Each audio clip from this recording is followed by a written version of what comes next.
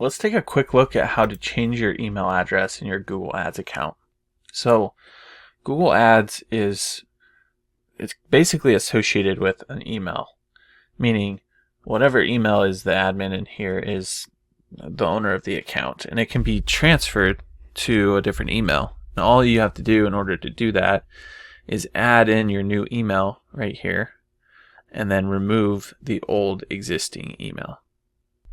So to do that, basically we're going to click this blue plus button here, which is going to pull up this option where we can add in the email of, basically the new email address.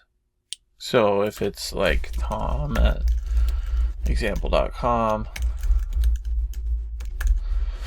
right? So if this is your new email address, you put this in here, make sure you select admin, click send invitation. Then you're going to need to go open up this email and actually accept that invitation. One other quick note is that you need to make sure you allow the domain. So sometimes when you go to send this invite, you're going to get this message saying this email address isn't an allowed domain. What that means is you need to go over to security right here, and down at the bottom it says allowed domains, and you need to add in the ending of whatever the domain is. So if you're trying to add in a Gmail account, then you would add gmail.com in here. Click save, and now you're going to see that as an option. I'm just going to remove example from here. Left over from another video, I guess. So once you've added in your new email as an admin, click send. You find the inbox. In your inbox, you find the email from Google Ads saying, hey, you've been given access to this account. You want to accept the access. Make sure it's all set up properly on the new email. And then when you come back over here to your admin access and security, you're going to see the old email and the new email. You want to make sure in the top right corner that you're logged in with the new email, and then you can go in and remove the old email by just clicking this remove access option right here.